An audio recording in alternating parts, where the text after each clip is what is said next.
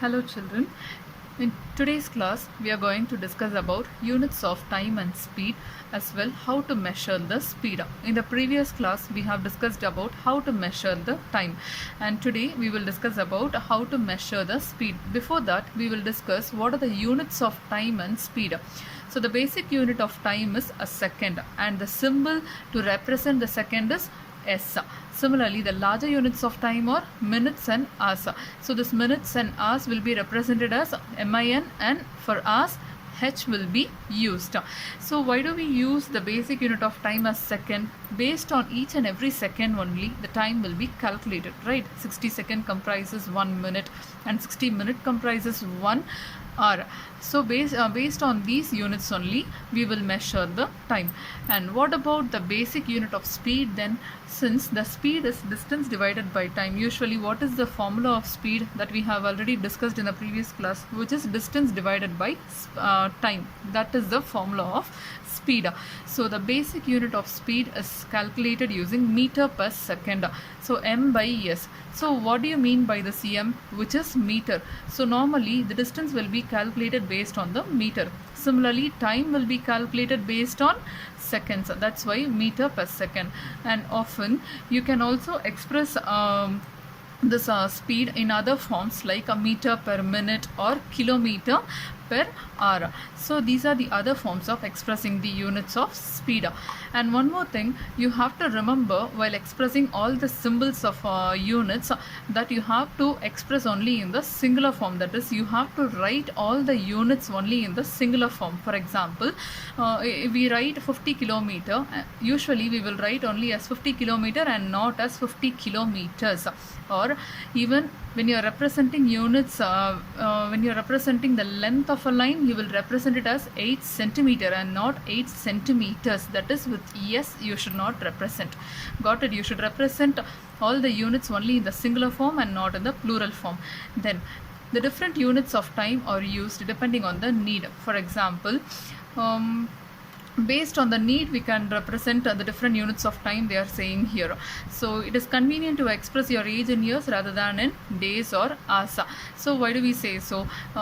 If someone asks your age, it is very easy to say that you are of age 12 years or 13 years. But if you say how many days it has come, how many days has happened so far you have come to this earth, is quite difficult. Now you understood. So let us get into the next topic. How time was measured when pendulum clocks were not available. So this thing we have already discussed in the previous class, when how to measure the time. So based on the nature, our ancestors have measured the time. Like when the sun rises in the sun rises in the east, it is considered as morning. Similarly, when it reaches the top of the sky, it is considered as afternoon, and when it sets, it is considered as evening. So after that, before the pendulum clocks was invented, based on these measuring units, they have predicted the time, like sundials, water clocks and sand clocks. Based on all these things only they have predicted the time. Especially if you look at the sundial at Jantar Mantar in Delhi, it is still available in Delhi, in Jantar Mantar. So this is called sundial. Based on the shadow of the sun which is being reflected on this dial, the time will be predicted. Got it? And let us see how to measure the speed of an object. See here, look at this picture. A boy is rolling a ball along the perpendicular line. See, let us find the speed of a ball moving along the ground. To measure the speed of the ball, what you have to do is just draw a straight line on the ground with a chalk powder, and ask one of your friend to stand just 1 to 2 meter away from it, like how the boy is sitting away from the line.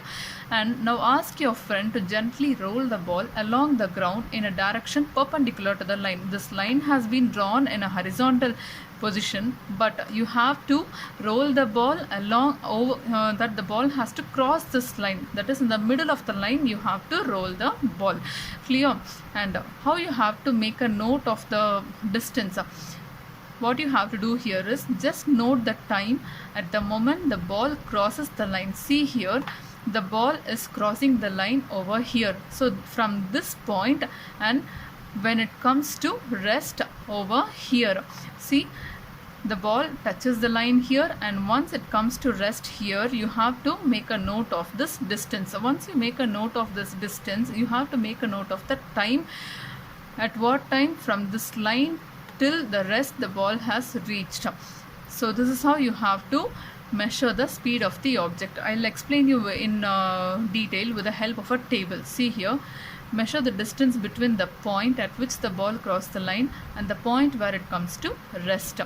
So you can even use a scale or a measuring tape to measure this distance from where to where, from where the ball crossed the line and the point where it comes to rest. Got it? So from this distance you have to calculate using a scale or a measuring tape. See, look at this table now. Name of the group. Just split it into 4 different groups. So if the first group is rolling the ball, distance moved by the ball, that you have to mention it here. That is, using the scale or a measuring tape you will measure the distance, right? That you have to mention it here. And time taken, you have to note the time from when the ball have crossed until it has took the time to come to rest. So that time you have to mention here. And to calculate the speed, as usual formula, distance divided by time.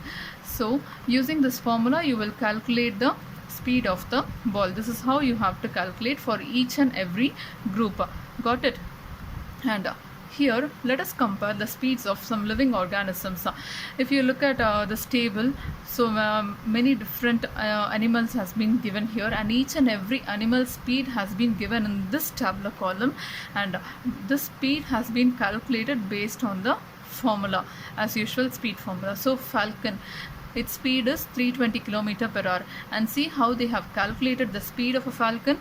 320 divided by 60 and 1000 divided by 60. Why do they apply 1000 here? Because 1000 meter is equal to 1 kilometer, right? So this 1000 has been given here, and meter divided by second. So what is a second? 60 second comprises 1 minute.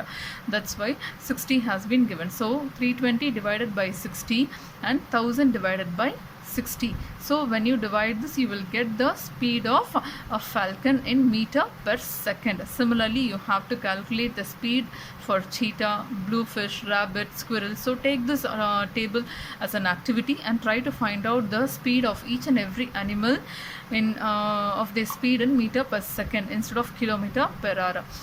Then once you know the speed of an object, you can easily find the distance moved by it in a given time. Got it? And look at this picture here. So already we know the speed formula is distance divided by time. In case if you have to find out the distance, you have to use the formula speed into time. Similarly, if you have to find out the time taken, you have to use the formula distance divided by speed. So with a single formula you can use the various forms to find the distance, time as well as the speed. And one more thing, you might have noticed machine which has been fitted on top of a scooter or a motorcycle, which is called a speedometer. Have you ever noticed the needle will keep moving here and there, or else based on the speed of the motor vehicle it will differ? Have you ever noticed that? So which records the speed directly in kilometer. In case if the person is driving the bike at 40 kilometer speed, the needle will remain at 40 kilometer. In case the speed is going to get increased, it will move to 50 kilometer or 60 kilometer. So it depends on the speed of the vehicle. Yes, and even you might have noticed the dashboards of cars, buses and other vehicles also. So even in the dashboards, it will represent the speed of the vehicle. If the car is moving at 80 kilometer or 100 kilometer per hour, so that needle will represent in how much kilometer the car is moving. And similarly, a device called odometer, which is used to measure the distance moved by the vehicle. So how much distance so far the vehicle has traveled. For example, around some 3000 kilometers or 5000 kilometers the vehicle has traveled. That distance will also be measured by a device called odometer.